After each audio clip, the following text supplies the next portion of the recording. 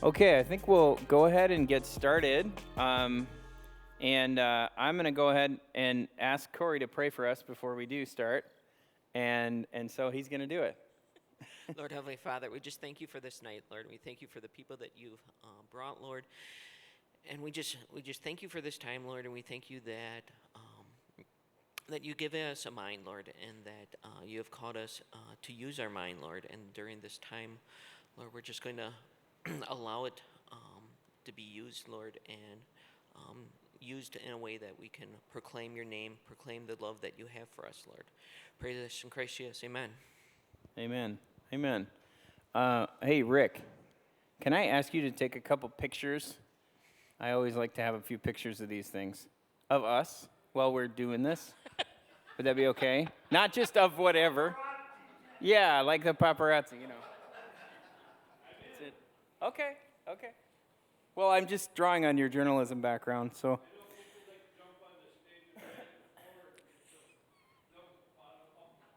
I'm not saying no to anything at this point. So, all right. Well, thank you guys for coming. Brat Talks, I think, has been a fun thing for the summer. We haven't traditionally had a ton of summer programming, so I thought it'd be cool to do something like this and just one of those random things that doesn't really fit kind of anywhere else. So I just threw them into Brat Talks, and here they are. If any of you have any skills or interesting background, I would like to exploit you for these kind of talks in the future. So get with me later, all right? But this is Apologetics. Apologetics is this like $20 word for defending the faith through reason. And I don't know why there's a humongous word for it, but it's been around for a very long time. And I'm sure there's, I could break it down into Latin and bore you with that, but I won't. Huh? Yeah. Well, no, I don't have anything to write on. I can't break down the language. So, but apologetics is faith and reason. It's reasoning out faith and giving reasons for faith, and I think that's really important. It's been something that's always been part of my Christian journey. And I've read everything from really awful apologetic arguments to really complicated ones that I didn't understand. And it has been part of our tradition for a very long time. There were people doing apologetics and defending the faith, right at the beginning. And there were people that, in the 2nd century who would put these arguments together and everything. So reason and faith are in tandem with each other, where our culture tries to separate them and says, oh, that's faith. Well, I believe in science or whatever. None of that doesn't work. These are not separate categories. You can't pull one from the other. It doesn't work that way. So my background in apologetics just started when I was really young. When I was in college, I had kind of a crisis of faith where I went to a course called The Philosophy of Religion, and all the readings were all the famous atheists. So we read Nietzsche and Freud and Marx and all these sort of arch atheist folks. And it was just overwhelming for me. I was 22 or so, and so I dropped out of school for a semester, and I went to L'Abri Fellowship, and L'Abri was a sort of intellectual ministry that was started by Francis Schaeffer in the 70s, and it was a retreat center where you could go and just explore questions of faith and live there in community. And so there was one that he opened in Massachusetts, and I went and lived there for a few months and learned about my questions of faith and learned how to interact with doubt and how to value and respect doubt without letting it be the only voice in the room. So that was really a good experience for me, a good experience, really part of me becoming an adult and sort of walking away from what I grew up with and questioning it and then walking right back. So, more on that journey later. But Corey, can you introduce yourself a bit? Sure. So my name is Corey Stein, if you haven't already figured that out. And my background as far as apologetics is, and part of my faith story is I came to Christ while I was in college, and what I went to school for was in engineering. So I had kind of that mathematical science, engineering type mind, and then and so as I was walking through my faith journey, the books that kind of resonated with me were the ones that were more on the apologetics side. So reading books like that we'll talk, recommend in the later, Case for Christ by Lee Strobel, When Skeptics Ask by Norman Geisler. There's another one, or then you also have Evidence That Demands a Verdict, which is by Josh McDonald, not to be confused with Josh. Not me. Not him. So, and so those books have always gravitated.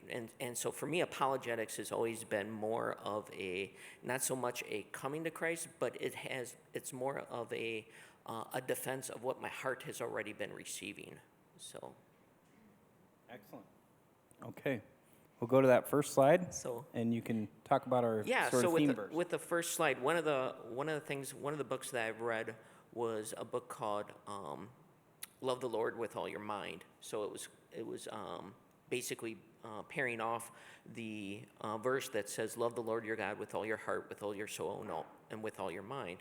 And so with that, then you have Peter also then saying that always be prepared to make a defense to anyone who asks. You have this very small print. Ask you, and yet do not with gentleness and respect. So I can remember, in college, it's just, especially in the college times, you have just a mixing pot of people all together, and you're just all finding your ways. And it's during that time where, for me, it really felt like to be able to have a defense. Here's something again that was a heart decision. But I was then also able to give a reason when they started asking me questions about, well, what about this? Or what do you think about that? So, and then this quote in here, reason is your soul's left hand, faith her right. By these we reach divinity. So. Yeah. That's a quote from the poet John Donne. And I think puts it well that God made us with minds. He made us to make arguments and to look for hard facts and to test things out. And he gave us a doubt as a gift to do that. It's good for you to doubt things like, as an engineer, you doubt some things. You have to approach and say, where's the evidence? And God gave us that capability in our minds. And so reason is part of what we do and part of our lives and part of the way we engage with God. And it's not something that we need to dampen or push away or anything else. And so I think they work together beautifully. I had to put Nacho Libre in here. Felt like that was important. But I do think that's like, why bother with defending faith? Isn't my testimony enough? Isn't it enough that I met Christ and I want to share him with people? And in many ways that's true. That is where you're gonna, come to Christ, is to see the difference he's made in other people's lives and in that relationship. But there is also these reasonings. There's questions that have been answered and questions that people will ask and they've been answered that we need to do. And I can't say to Corey, like I was saying, Corey's an engineer, so I can't go to him with, okay, here's some blueprints or new plans, new specs on something, and say, this feels really good to me, really true. Like, what would you do if someone brought that to you? You'd start asking questions about, like, why you would feel that way. Right. What's your evidence for your feeling this way? Right, exactly. And faith and our reasons for faith fall in that category sometimes, right? Where we can prove these things. We can say, hey, this is a conclusion I've made based on evidence. Not just that I had an experience at camp and it was great and my grandma was there and it was fantastic, but that I have something that I put into my mind and I calculated through the mind God gave me and I came up with hard reasons for it. So let's move on to a couple things that we're going to do. We're going to look at a couple questions. First, questions about the existence of God. We're going to look at some traditional arguments for that. And then we're going to look at who is Jesus, and we're going to look specifically at the resurrection. There are things that we're not going to cover because apologetics is a humongous field. So right now we're not covering is the Bible reliable? We're not talking about creation versus evolution. We're not talking about why bad things happen to good people. Those are all important discussions and important arguments. And of course, we can do that in a question and answer kind of setting. But all that to say, we're not going to address those here. We'll have other talks on that kind of thing. But just to say you went to an apologetics night and they didn't talk about this question I have, well, then it's all bunk. Well, that's not true, right? We're not going to hit everything in one night. This is a humongous field. That said, we're going to go with question and answers throughout. So if you have a question, or you can't hear something, or you think my argument's dumb, just raise your hand, and I'll try my best to answer, okay? And if the question is really hard, well, then Corey will answer. So there we go. All right. So let's look at, we'll start with proofs for the existence of God. This is what's called the cosmological argument. This was probably first put on paper by Thomas Aquinas whenever he was writing, I think in the 1200s. And essentially the cosmological argument is, I say, okay, where did this shoe come from? Well, the shoe came from a plant where they made it. Okay, what did they make it out of? They made it out of materials. They made it out of plastics and chemicals. And where did those come from? Well, they came from the ground. They came from the earth. Okay, where did the ground come from? And you go back and back and back. And it's called contingent reality. Everything is based on something else. Even the most ardent Darwinian evolutionist will say the Big Bang happened because a ball of gas exploded.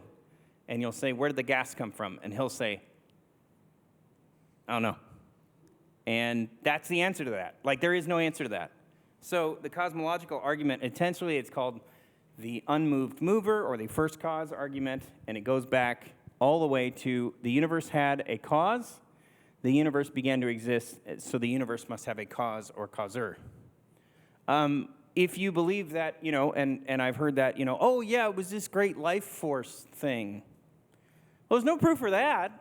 I mean, and you can't, that's not a disproof of what we believe. That's just another belief. There's no proof for that either, right? And that's one of the best things you can do is push it back and say, okay, well, what do you believe? Well, I believe, that God is a nice being who doesn't have any opinions. Okay, well, what good is he? And how do you prove that? You can't prove that. So the cosmological argument, let me stay in my lane here, is basically that something always comes from something, and the first something had to be something eternal or someone eternal. Does that make sense? Yeah. Okay. The fine-tuning argument. So fine-tuning or just intelligent design. So, you can have the argument, or some people, you have evolution versus creation, okay? And so you could either have something or nothing, or something coming from nothing, or was there somebody who had intelligence who've created something? So you can look around this world and you look at how, just the beauty of it, you can look at how something functions and go, there's got to be more to it. There's got to be something that has a cause for it or a causation. So you could look at some things. So Josh will put some numbers up on here on the screen. So like if you were to take, I'm going to take the easy one. So if you take a look at the gravitational constant, so it's basically the force of which keeps us basically on the ground. And that's the gravitational constant is 6.67 times 10 to the negative 11th. So it's really actually really small. But if that constant was off, so by, a 10th to the 60th power, we'd be all floating in the air, okay? So you start to go, it's just like, wait a minute, that number is so specific, and we're just say that that's just going to be totally random. If somebody were to tell me that, I'd say that sounds a little fishy, okay? And so also with intelligent design, the argument, part of Darwinian evolution arguments is that as you dig deeper, it will become more simpler. And everything that we have found is that the deeper that you start digging, it has become more complex. So where this then intersects for me personally, and I'm going to give a little personal story on here, okay, of which just kind of, for me, kind of hits the point kind of home for me, is that when my daughter was being born, my oldest, Aubrey, she was actually had a very traumatic birth. Basically, she came out because she was losing blood, okay? And what we were finding is that she had lost so much blood that she needed to come out. And the reason that we found out about this is that her body stopped moving, okay? And my wife thought this seems kind of strange. They did a test, and all the things in which she would normally should be reacting to, she wasn't. All that they were scored at this point was that her heart was beating, which means that blood was going from her heart to her brain. And that was the only two things that was going. Now, and that's what kept her alive. And that gave us the time in which that we were able to then have her. Now, you're going to tell me that somehow, out of just random fact, that the body knew enough that in order to stay alive, I need to keep blood from my heart to my brain. And if you just tell me, well, that's just random, that just happened.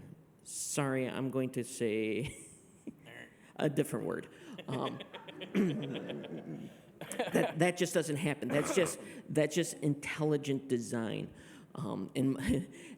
You could also look at it's if you were to look at even like smokers, you could see that as people are that as women were pregnant, that the bodies reacted negatively to that smoke. How does that just happen randomly? There had to be, in my opinion, and from what I have seen, intelligent design that says, in order to sustain life, these are the things that need to happen. Yeah. All right, so the perfect setup for life and human life to happen, if it was off by an inch this way and an inch that way and a much smaller margin than an inch, then it never would have happened. And believing that happened randomly, when we have no other proof in the whole universe that that kind of thing can happen randomly, is itself an act of faith. And I don't have that much faith. So the more that people have studied evolution, more people have claimed that it takes greater faith to believe in evolution than it does to believe in actually intelligent design. Oh, there you go. Yep. And I should say, intelligent design is a spectrum. You have young Earth creationists in intelligent design. That's the Ark Encounter. That's Ken Ham. That's all these groups that are more conservative. And then you have a spectrum of other people that say, hey, the Earth is very old. God has used evolution for his purposes, but we cannot, there's no way evolution could have happened on its own. So there are brothers and sisters across the spectrum on that particular thing. It's not young Earth, Ark Encounter versus evolution. It's a whole spectrum within there. And even intelligent design, that's just acknowledging that we have a creator. It's not actually answering the question of which God. So it's just like I've had this thought of going, well, if I'm talking with somebody who doesn't believe in any in any religion or anything like that, it's just like, okay, let's break it down to something that the simplest and the most fundamental, if you want to say, is okay, what do you believe? How do you believe we got here? And then if they say, well, then I believe in a creator, okay, great. Well, let's now start talking about what creator is the better creator to believe in then. Yeah, you have to build on it. Right. Okay, and then the last one we'll kind of explore. There are many other proofs for the existence of God. This is just a few that we can touch on, is what you call the moral argument, and the idea that morality is universal. And granted, there are some ways that the details of morality are different in some places, but throughout human history, there has been a predictable matrix of morality that has been everywhere. People will say, oh, the chieftain in the tribe in Papua New Guinea has 20 wives, and I only have one. And then I would say to you, go steal one of his wives and see what happens. Right? So there's a morality, there's a relationship, there's those things, don't don't steal, don't murder, all those things, and sexual mores and all these things that have been in humanity since the beginning of time. And the idea is that moral law points to a moral lawgiver. And so I thought I'd put Charlton Heston up there because, you have to. So one of the theories out there is that morality is an evolved response, like the need to eat. They would say moral behavior evolved over time. And that's an interesting theory, but it falls apart at altruism. Altruism, helping the weak, especially the weak who can contribute nothing, is not an evolutionary response, right? An evolutionary response would say, let's get rid of the weak. Let's get rid of older people. Let's get rid of people with special needs, everything like that. But throughout human history and all of history, there has been this impulse to help the weak. And that's because we were made in the image of someone who cares for the vulnerable. So that's the morality argument.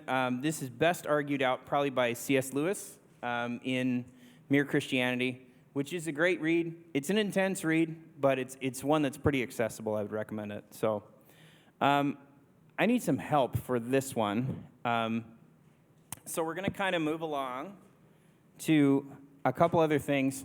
And Tony, I'll only move for a minute. I'm not doing an Erskine. I'll be right back. I just have to go get some toilet paper real quick.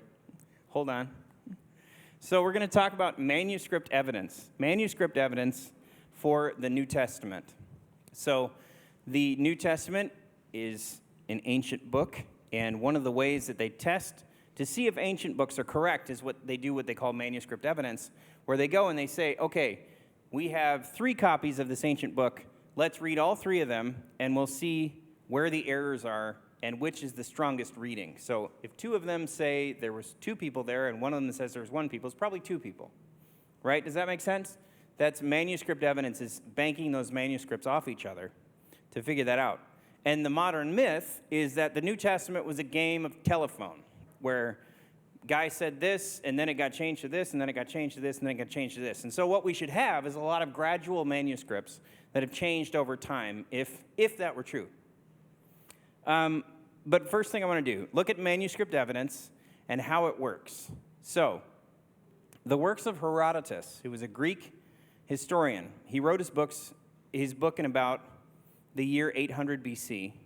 The first manuscript we have of that is from 1,000 years later, and any sort of early manuscripts we only have 109 of those. So, that's about 109 sheets of toilet paper, all right?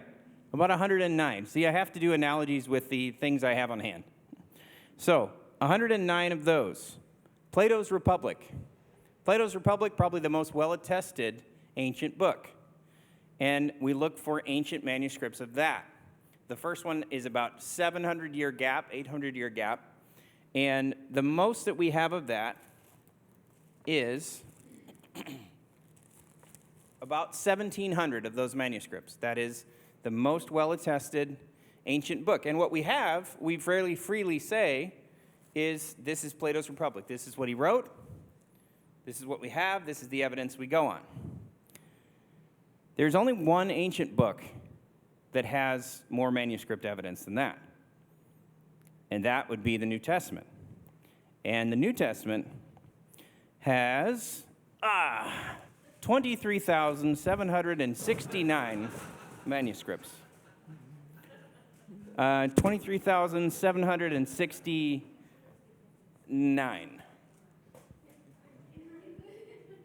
Okay, so the modern myth that the New Testament is unreliable and has been written and rewritten and everything else, and it all contradicts each other, simply doesn't stand up to any sort of historical scrutiny at all. And if anybody thinks it does, I will have teenagers throw toilet paper at you. So, there you go. That is your lesson on manuscript evidence for the New Testament. All right. How are we doing on time here, my friend? Good.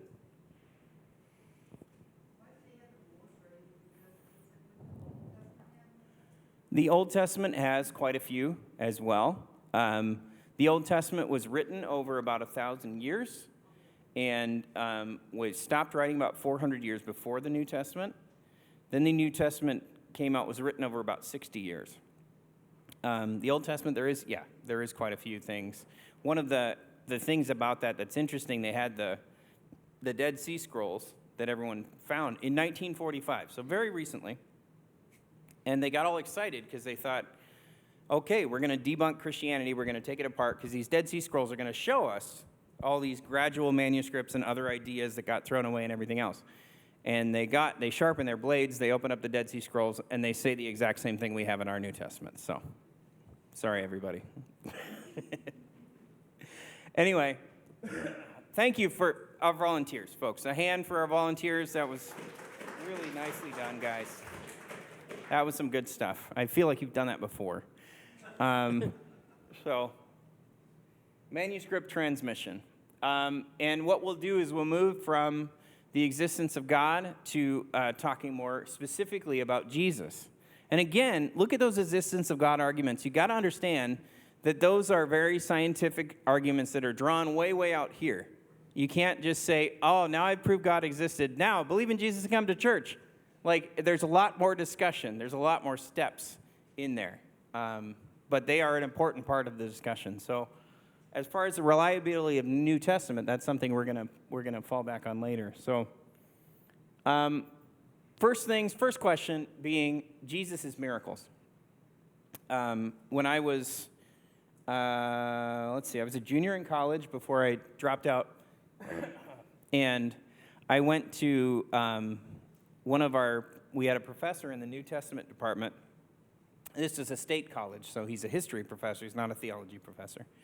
But he was known for pecking at any sort of understanding of faith. And he worked with some of the great scholars who do this for a living.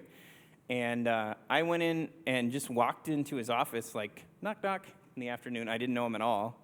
And I said, can you direct me to some writing that disproves Christianity? And he was like, well, yeah, I mean, you could read the atheists and stuff if you want to, but the fact is that bodies don't rise from the dead. And I was like, okay, is that the only thing you have? And I didn't argue with him at all, but he said, you know, it's about the journey, kind of. He gave me sort of a pep talk, and then I waddled out of his office. But it's an interesting part of that discussion. That's a lot of where people get hung up. And I thought I'd quote Cher, because that's probably a good idea. This is from Moonstruck. Fantastic movie. I highly recommend it. And Cher, I've always liked this quote from this movie, because she says, "This is modern times, Ma. There ain't supposed to be miracles no more." Right? Pretty good impression, right? Thank you. But fraught with flaws, right? She's basically saying there are no miracles because it's modern time. What does time have to do with miracles? Zero things at all. It just happens to be the culture that we currently are in right now. There's not a logical argument. It's just a thing a person would say, especially her character from Moonstruck. And the whole discussion of the laws of nature. You would say ancient people believed in miracles because they didn't know the laws of nature. And now we know the laws of nature. Well, that doesn't mean anything. The laws of nature are descriptive, not proscriptive. They are descriptive. They say, here's what happens usually. They don't say, here's what can't happen. They can't say that by nature, they are that way. So you drop a rock, it falls to the ground. You're describing what happens. You're not saying, this is exactly what's going to happen all the time, every time, all the time. So miracle claims go from scientific discussions to historical discussions, right? Science tells you what usually happens. If something doesn't usually happen, then it's a historical discussion, and you have to say, okay, what's the history? What's going on around it? What's the evidence there? Does that make sense? Okay, all right. Yes, miracles are impossible. Bodies don't rise from the dead. That's what makes them miracles. That would be my argument there, right? And there's been a lot of discussion of this. David Hume was probably the most famous philosopher who sort of was early in the kind of anti-Christian movement, and he just threw miracles out of everything. And he said, miracles don't happen. They can't happen by these principles. And then shortly after he did that, somebody who was writing satire used those principles to disprove the existence of Napoleon because he's such a unique character. And if it doesn't usually happen, well, it can't be possible. Well, it's here. Here he is. There's a lot of dead people in France that would argue with you about the existence of Napoleon, right? So that's kind of where this discussion goes. It doesn't go to, this is modern times. We know those things don't happen. Well, we don't know that.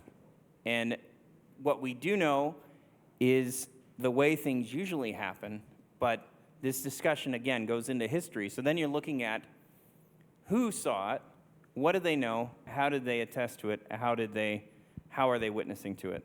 Anything to add to that, Corey? I feel like I'm kind of rambling. No, not a lot, other than, the biggest thing, you look at, like, our modern time, technology has grown leaps and bounds. You look at somebody who's been alive for about 100 years, and what they have seen within those 100 years, they would never imagine the things that we have in our pockets that has more technology in it than what sent the men to the moon. And so there would be many who would say that would be on the East, who would say it is because of your technology that you don't see the miracles that we see over on the East. Because some of the areas, in some of the more remote areas, people have said they have seen more miracles in that area, and it's because because of their belief, and also their reliance on God.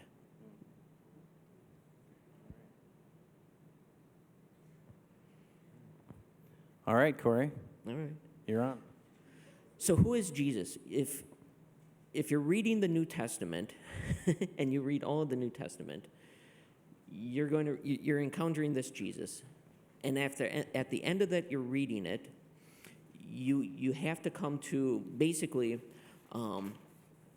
this question comes in is who is Jesus, and you're really left with almost three questions, or really not even three questions. It's three answers. You read it and you either say A, he's a liar, B, he's a lunatic, or C, he's Lord.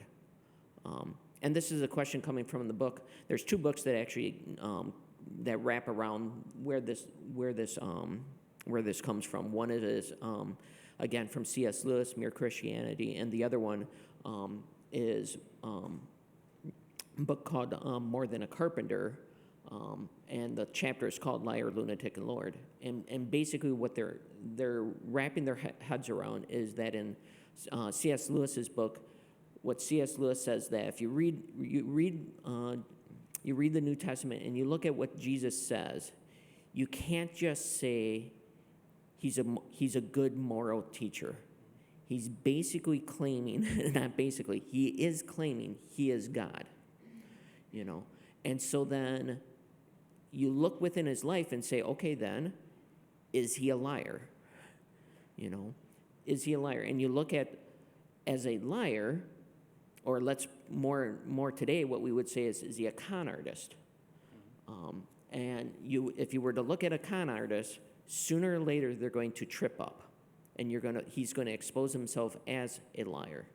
And as you read the New Testament, and you look at what Jesus says, and you look at not just what he says, but then what he does, and then what he went to, being the cross, it's really hard to say that he was a liar, because who follows a liar? So then you say, well, is he a lunatic?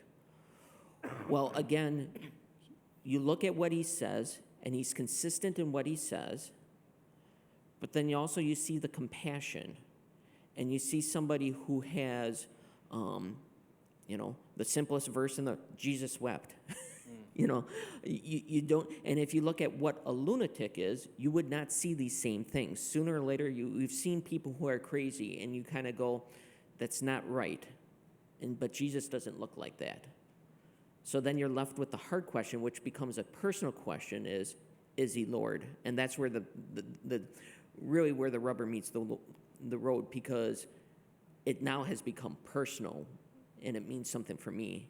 And I think that's where people get tripped up on it, because they don't want to answer that part, because it means it means that they have to do something.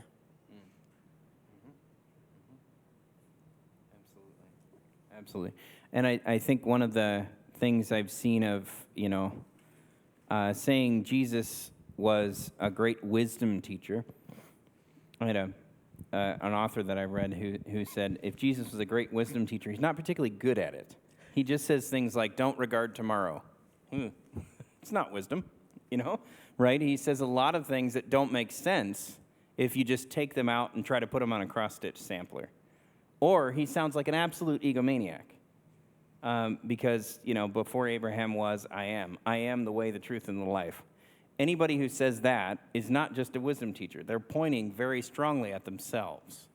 And the only way to make Jesus into a wisdom teacher is to take out about 75% of what he says and leave with a residual 25% based on no principles at all. Like, I'm just going to take out what doesn't agree with what I think of as that. Right? And that's not what we have. Again, were the New Testament manuscripts all contradicting, and was it a gradual? Well, not really. No, see below. I know. The oldest story we have is this story. So what are we going to do with that story? And that's the question.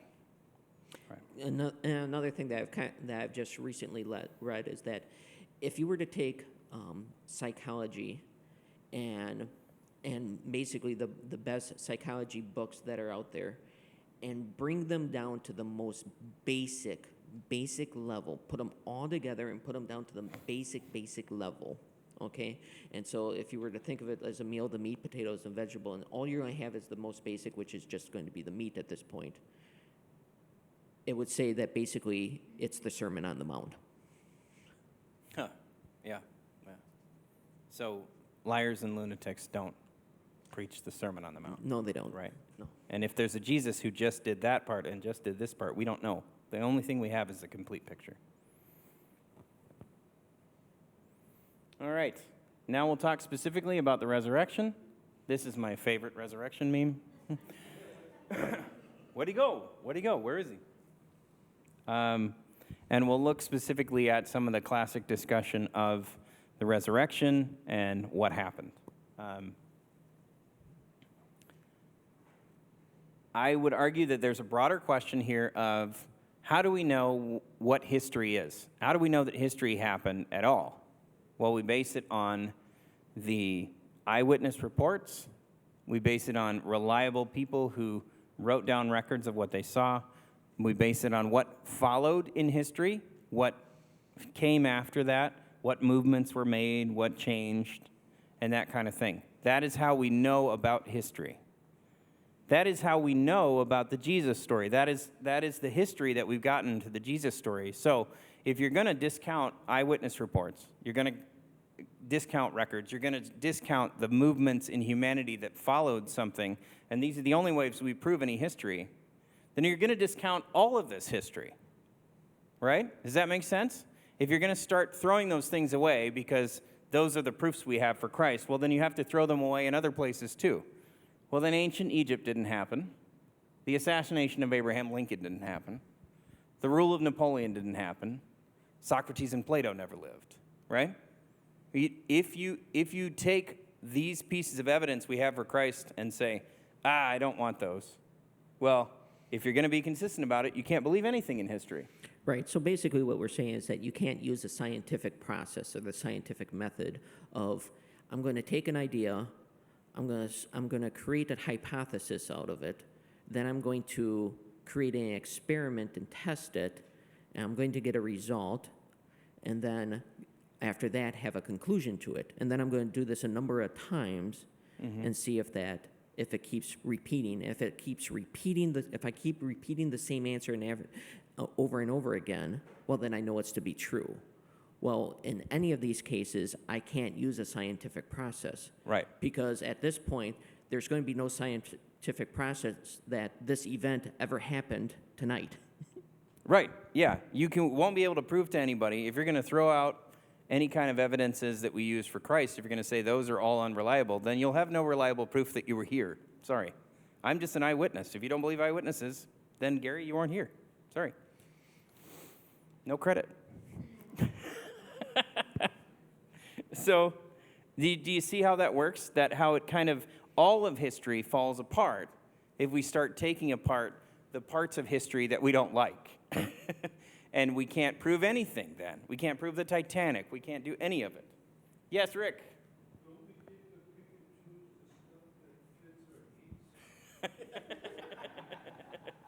That's another class altogether, but here, if you need something for your needs.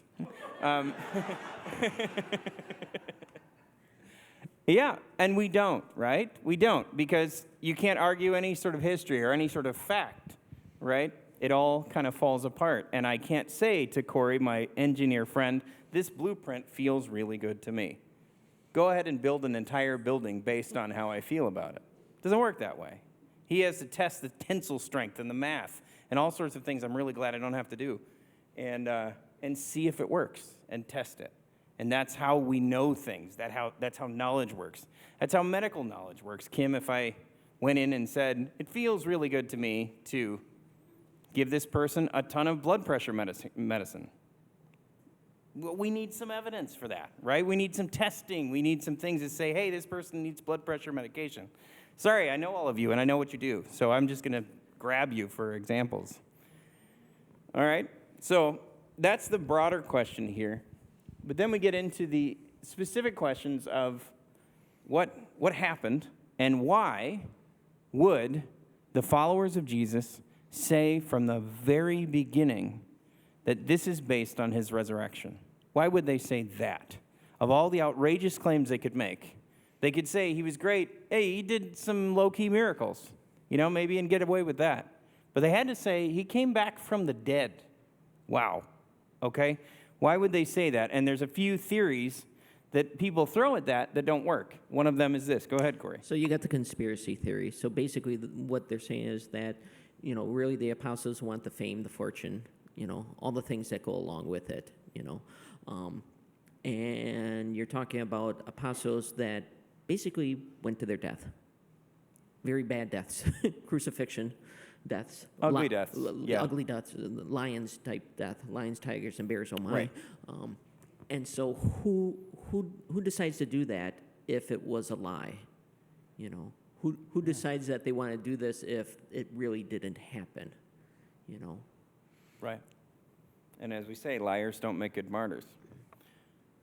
They don't usually endure being crucified upside down. Sometime in there, they'll say, oh, by the way, I made it all up, right? And it didn't happen that way. Also, they were not saying claim to, we've got the Messiah, here's what happened to him. Nobody wanted that Messiah. The Jewish people wanted a Messiah that was going to defeat Rome and have a military, political victory and political kingdom. They didn't want a Messiah like Jesus was. That's why they didn't like him. And so them coming out and saying, we've got the Messiah, and making up a conspiracy to say, we've got the Messiah, and here's who he is, that wouldn't have impressed anyone. They wouldn't have had any motivation to make up the story that happened, right, and the story that they delivered. So when you look at the life of Peter, Peter, John, Luke, James, you look at the life of the apostles, ever since they were born, they had this idea that there was going to be a Messiah coming, and it was going to be a political reign, and that they were going to get rid of the Romans. This is what they had believed at from their very beginning of life. And then for them to go in, and even up until their death, you still have James and John who's going, well, put me at your right hand and your left hand. So they still weren't seeing what Jesus was saying and talking about. When he started talking about kingdom living and kingdom life, they still didn't understand. They still weren't grasping it. And so when they saw the death, they went home defeated. You have Peter then going back out to the fishing boat, and go fish to go back to what he wanted. And then after that, soon all of a sudden you have a resurrected Jesus. He starts going around, and you got people after the ascension changing their lives like this to something that that they had believed in ever since they're little. And you look at the Jewish culture. If you were to read the Bible, especially in the Old Testament, there's about 3 cultures that have really stood the test of time. Egypt is still around, Ethiopia is still around, and the Jews or Israel is still around. How many Assyrians, Babylonians are still around? The Hittites and all the other ites that are in the Bible, they're not. But then all of a sudden you have these people that have started changing their lives in radical ways because of a resurrection. Another theory, one that's particularly popular, kind of, that I grew up around in college and that kind of thing, is the mythology theory. The theory that the story of Jesus, the folk hero, the Jewish folk hero, they absorbed a bunch of Greek mythology or other ideas, and they got the resurrection from that. And this is a very popular theory, and they will say, okay, well, the Greeks believed that gods and men sometimes were hybrids, and that's what the belief in Jesus is. And there are many places where that falls apart. Does that make any sense that this theory is out there? I don't know if you guys have heard that before. That would be a pop theory right now, especially. So there's problems with that. One of the main ones, did I lose my clicker? There we go. Okay. The Greco-Roman understanding, the issue with that, the Greeks and the Romans believed that your body was disgusting and that when you died, you were freed from your body at last. This is where their philosophy takes you, is that when you die, your soul finally gets out of this nasty body and it goes back to the earth. The idea of a resurrected body didn't make any sense to them at all. So where would we get that myth from? Right? They believed in a dualistic sort of, and that's the $5 word for there was a spirit world and there's a physical world. Physical world is nasty and gross, and when you die, then your spirit is freed from the physical world. And so the idea of a resurrection to them is heinous. They would not have liked it, and they wouldn't have had that myth around for us to absorb. Right? You have the Jewish understanding. There's an issue with that as well. The Jews and Orthodox Jews today believe in a resurrection at the end of time. So do we. We believe that we will be resurrected at the end of time when Christ returns. Right? They believe that, and so people would say, oh, yeah, you just took that Jewish idea and made it your own. And that's where the idea of Jesus' resurrection came from, and it's based on this Jewish understanding of a resurrection. That doesn't make sense either. The Jewish understanding of a resurrection was the end of time. There was never supposed to be one guy, right? They had no idea of that in their minds, that there would be one guy who was resurrected. So there was no story for us to absorb and make our own, right? Does that make sense? So they believed that resurrection would be the end of all things, not that one guy would be resurrected. There was no story there for that. There was no precursor there for that they could have glommed onto. So the mythological absorption theory has problems all over it. One of the main problems is all of this. The story of Jesus in the New Testament, that did not develop over time.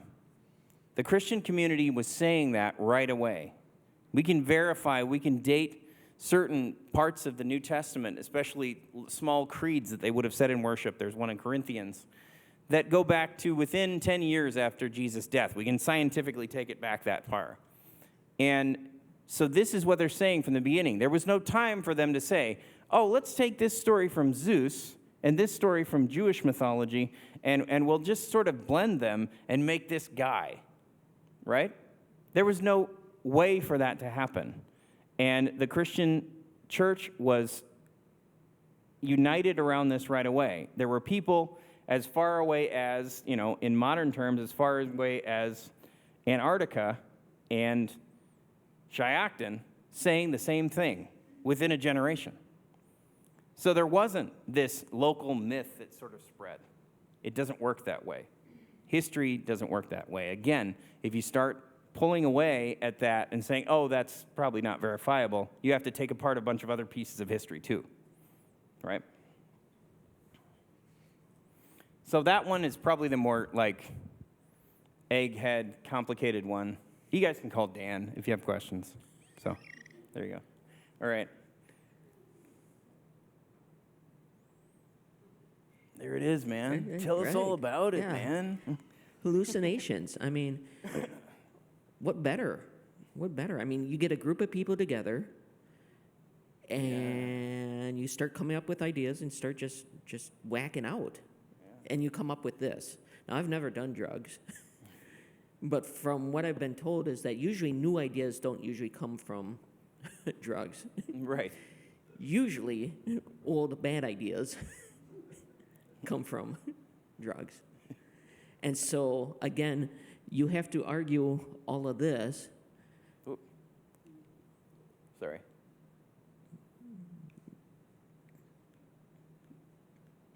So you have to argue all of this because there's a consistency from person to person to person of what they're saying. And usually within hallucinations, when everybody comes back to their senses, I've been also told that usually they don't always line up and remember. Well, yeah.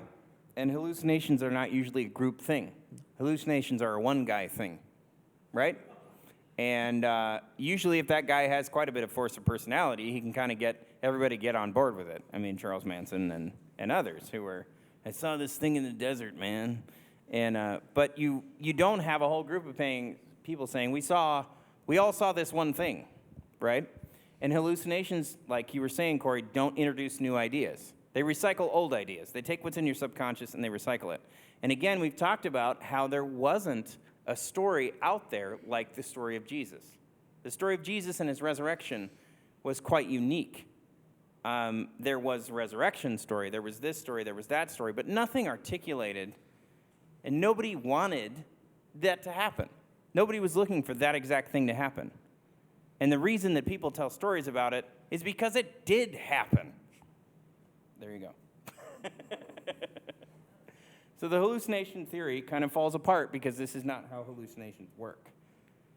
This one is a lot of fun. Swoon theory. So this one's basically saying that Jesus didn't really die.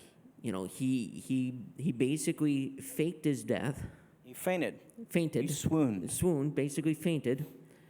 They put him in the tomb, rested, basically, so he gained his strength back, I guess, because you have to now move a huge boulder the size of a car out of the way.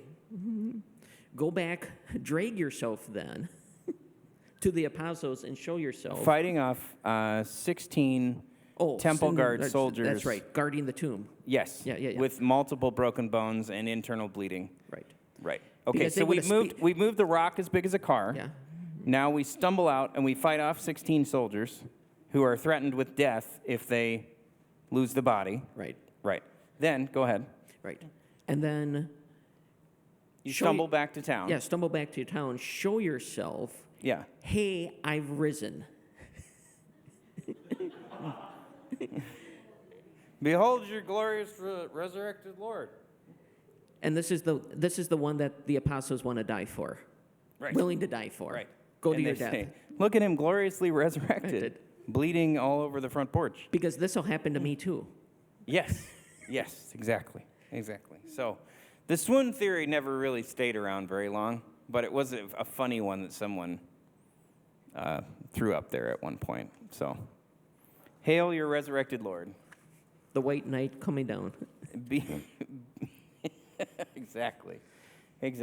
So, again, this is a larger discussion. We're just kind of touching the surface here, but conclusion being, if it walks like a duck, it's probably a duck, right?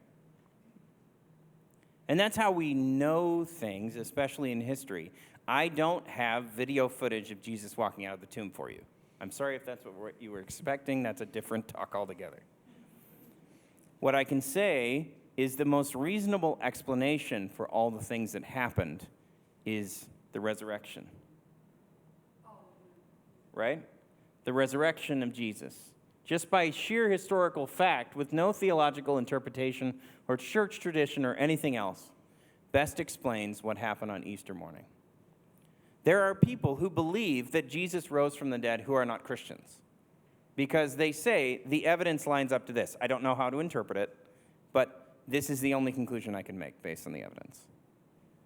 So the defense of faith is not to prove to you 100% the way something happened. You can't do that with history and things that have already happened.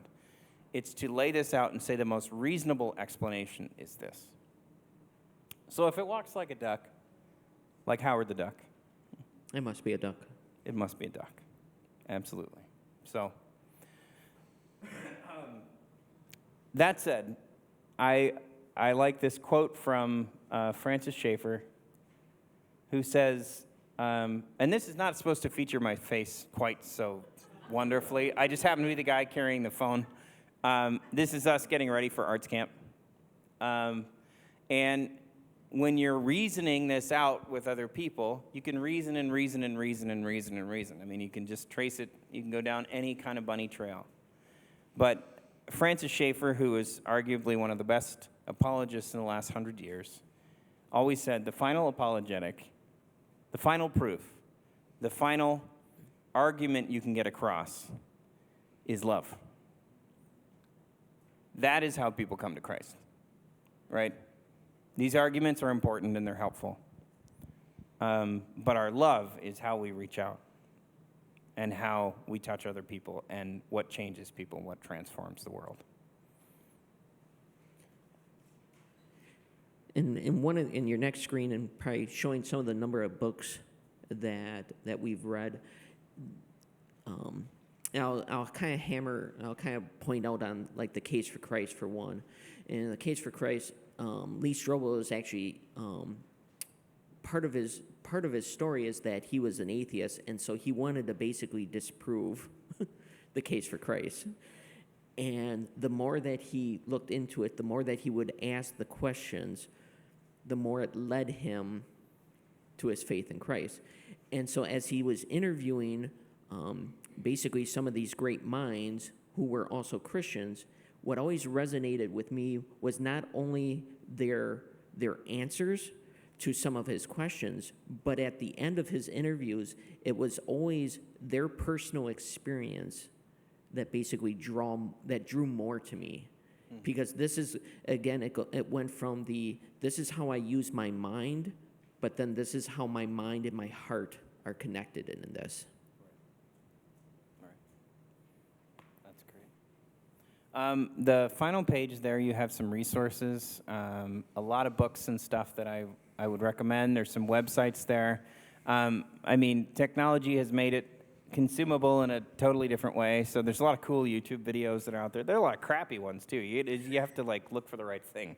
And there are some books that are great. I put some advanced books on there, just that like apologetics is a huge field, so you don't want to like jump right into the deepest weeds immediately because it can be pretty confusing. But you can kind of get there with some good guides and that kind of thing. So Some of those books are like, even for me, it's just like I read the sentence once, and then I have to read it twice, and then probably a third time, of which then these books become very long. it can take a long time to read them. Yes. So, but some resources there, and I think the main thing to come down on is that the questions against faith or whatever that someone proposes against faith have been asked and answered many, many times through the centuries. Have faith that you can find these answers, talk to the right people. Your brothers and sisters have been exploring these waters for a long time. Nobody is coming up with anything new, by the way. There's nothing new under the sun. Every argument they might inveigh against faith has been heard and been addressed. So let's find those answers for you if you're looking for anything like that. And keep digging. Keep digging. One of the most sanctified things you can do in your life is think. Love God with all your heart, your soul, and your mind, right?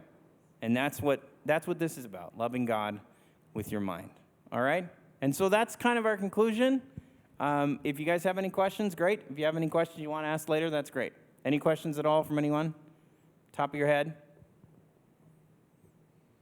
We've addressed them all. Wow. Just amazing.